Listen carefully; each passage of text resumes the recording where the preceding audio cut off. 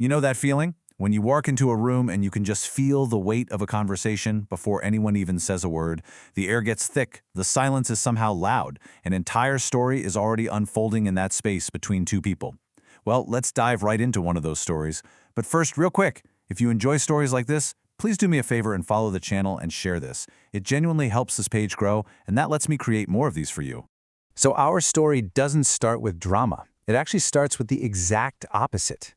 Picture a quiet room, a space that feels like it was designed for peace. Someone is sitting there, just trying to soak in the stillness, just looking for a single moment of calm.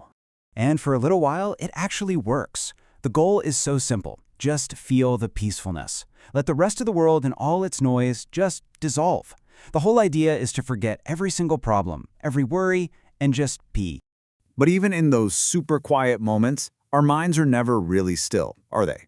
A thought just kind of bubbles up, this little flicker of ambition. I need to practice my Spanish. It's not like a chore, it's more of a want, a desire to connect, to build some kind of bridge. But, the body always gets the final say. The weight of the day just settles in, and that ambition, it just melts away into a really simple human need. I'm tired. I want to rest a bit. The quiet gets even deeper, a total surrender to exhaustion. But right as they're about to drift off, the silence is shattered. And just like that, the peace is gone. The other person in the room, who is just this silent presence until now, finally speaks. And with their very first words, that calm turns into a storm. The question itself is soft, but man, it lands like a stone. Where were you? It just hangs there in the air, totally loaded with unspoken history. This isn't just about a location, it's about trust. An answer is given, but it's clearly not the right one. The question comes again, only this time it's sharper, more insistent. Where did you go? All of a sudden, the room feels smaller, like the walls are closing in. The reply is met with pure disbelief. And the question? It shifts. It's not an inquiry anymore. It's an accusation. Are you sure? 3 simple words that say so much more, like, I really don't think you're telling me the truth. The pressure keeps building. Every single answer is being dissected, every word is being weighed. Why do you say that? It's basically a demand for a story that makes sense, but the foundation is already cracked. And then, bam, we get to the heart of it. This whole thing isn't just about tonight. It's about some promise from the past, something that's clearly been broken. Do you remember what I told you? The accusation now has a backstory. And a defensive wall just slams up. I don't remember. Is it the truth, or is it just an easy way out? Honestly, either way, it's probably the worst possible answer. It's a denial that just throws gasoline on the fire. And so, what was bubbling under the surface now comes right out. The suspicion becomes a flat-out statement. I don't believe you. And with that, trust has officially left the room. The connection is severed. But then, something else happens. The argument just stops, dead in its tracks. A sound from outside the room, something sharp and sudden, cuts right through all that tension. They both freeze. Their private little war is instantly forgotten, replaced by a shared primal fear. It's just a whisper, barely there. What was that? All the anger from 2 seconds ago? Gone. It's been replaced by this raw vulnerability.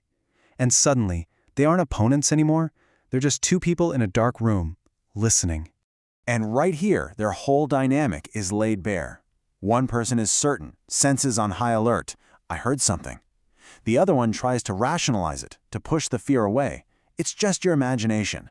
But that dismissal, it doesn't feel comforting at all. It feels hollow. The first person, they're not buying it. They need a reason, some kind of explanation for the sound that just shattered everything. What makes you think that? It's a desperate plea for reassurance, really. A hope that maybe this fear isn't real. That shared moment of fear did something the argument never could. It completely dissolved the anger and reminded them that deep down they're on the same team. And in that tense silence, this unexpected door opens, an opportunity to fix things. An olive branch. The question isn't even about the fight anymore. It's about this whole situation, this relationship, this broken moment right here between them. What do you think about this? It's a genuine invitation to start over. And the reply, it's careful. It's not a yes, but it's not a no either. The answer comes back, I'll think about it. That's a promise to consider it.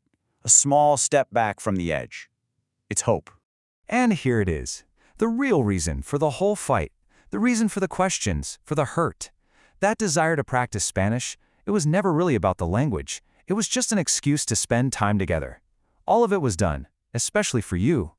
And in that vulnerable moment, the final realization hits them.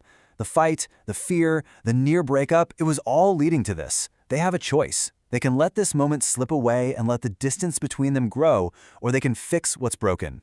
It's now or never. What a powerful moment, right? But here's the twist.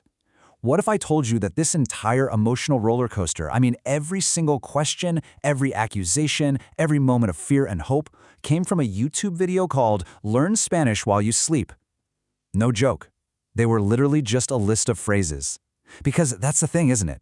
Words on their own are just information. But when you string them together, you realize stories are what give them a heartbeat. And that's really the big takeaway here. Learning a language isn't just about memorizing vocabulary lists. It's about understanding the human stories those words can tell. It's about the fights, the fears, the reconciliations, all those messy, beautiful moments that truly connect us. So the next time you're learning something new, don't just see the information. Try to find the heartbeat. Look for the story that's hiding inside, because every word we use has the potential to tell a really powerful story. The only question is, what story are your words telling? If this story moved you or made you think a little differently, share it with someone who needs to hear it, and follow the channel for more stories just like this.